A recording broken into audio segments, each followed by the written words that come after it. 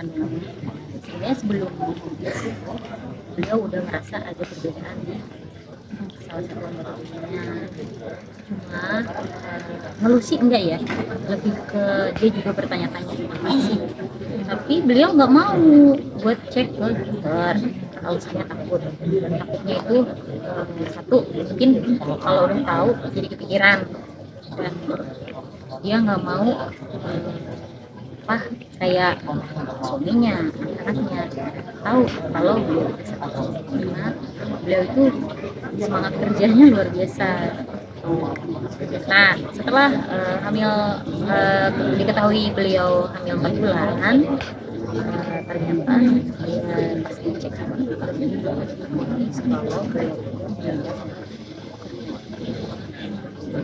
mulai dari situ bukannya ngedrop, lebih ke kayak ibarat baterai tadinya full jadi 90%.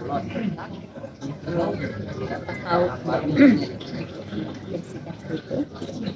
dia justru mikirin si jabang bayi. Dia bilang dia gimana ya, kalau dalam kondisi ini gua jalan aku nggak nanyain jangan sih ngomong sama dokter kira-kira efek enggak, tapi ternyata dokter juga punya cara sendiri untuk supaya si obat kemoterapi itu enggak ke janin.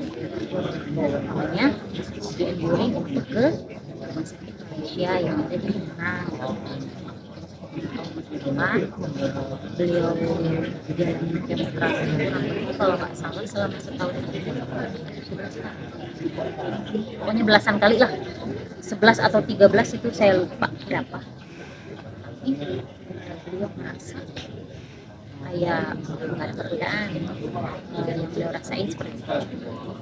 Terus pada saat beliau melahirkan, dokter bilang mau pilih selamatkan ini mau ibunya, tapi beliau bilang selamatkan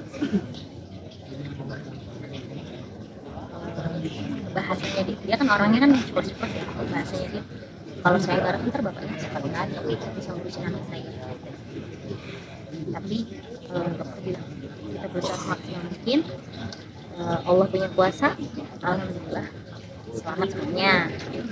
Nah, sebulan setelah melahirkan, beliau berjalan kemoterapi dan saya sempat disuruh pegang. Jadi dia buka bajunya, saya disuruh megang, dikasih. Kebetulan memang di rumah ini, belum pindah ke rumah yang Cinere. Pas megang itu kerasnya kayak megang batu karang, keras banget. Terus saya bilang sakit nggak? Sakit beneran? Enggak. Kalau sakit mau buang lu tiga sakit. Enggak, ini nggak sakit.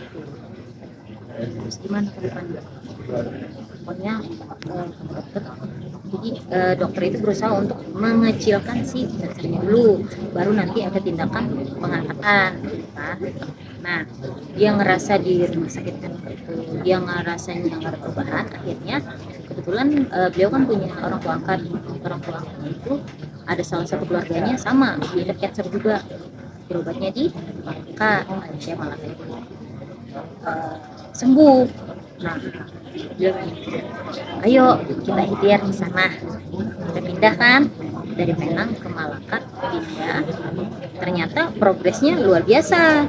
Yang tadinya kayak batu, tapi baru beberapa kali di Malaka udah bisa dipegang, udah lembek.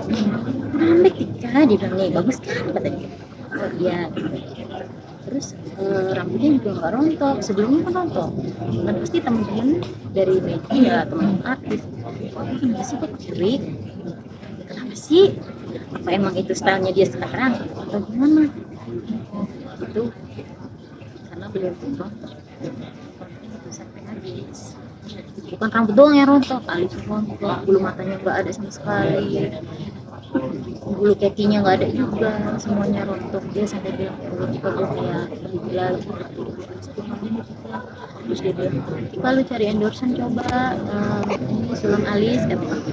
Alhamdulillah saya dapet endorse sulam alis, makanya alisnya cantik banget.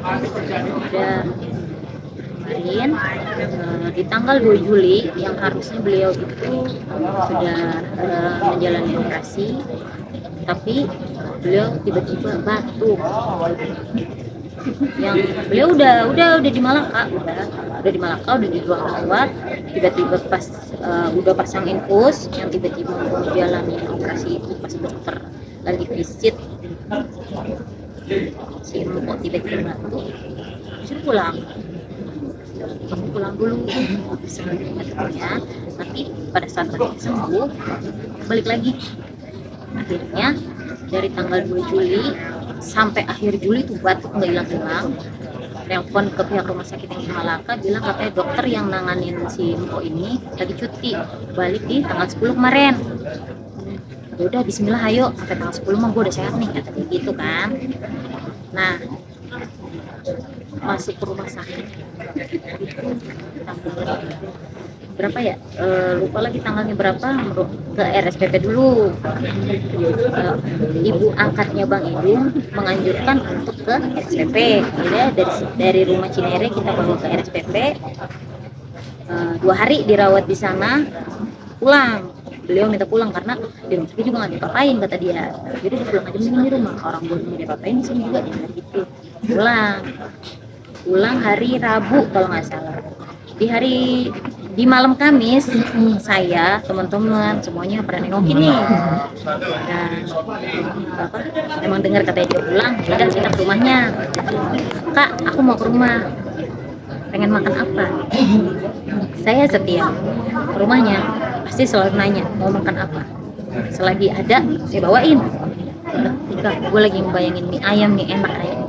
Tapi boleh makan mie ayam? Boleh, orang mie ayam kok bukan apa. Oke, saya bawain mie ayam. Kan dia semangkuk berdua sama Bang Idung.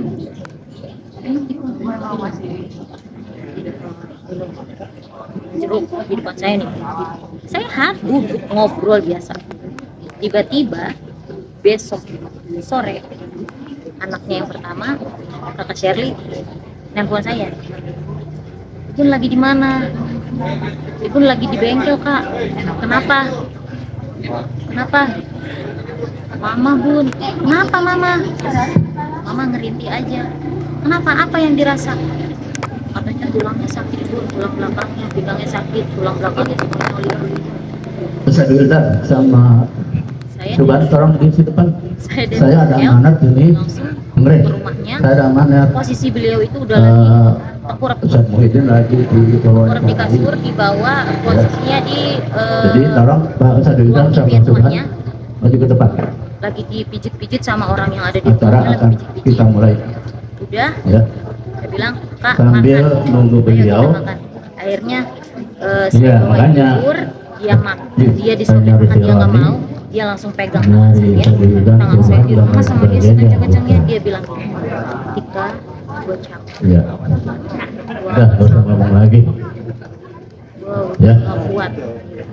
Sekali lagi informasi bahwa Ustaz Muhyiddin alias Al-Anwar sedang diwawancarai mau nggak mau kita bawa lagi tentang masalah almarhumah ahli warisnya. Karena beliau nggak bisa jalan, kita gotong rame-rame, kita bawa ke mobil, berangkatlah sampai di rumah sakit, balik lagi ke RSPP. Nah, beliau naik mobil, saya naik motor. Baik, kita mulai saja ya. Kita ke IGD, sempat pingsan.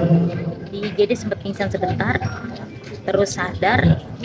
Dia tiduran miring. Bismillahirrahmanirrahim. Assalamualaikum warahmatullahi wabarakatuh.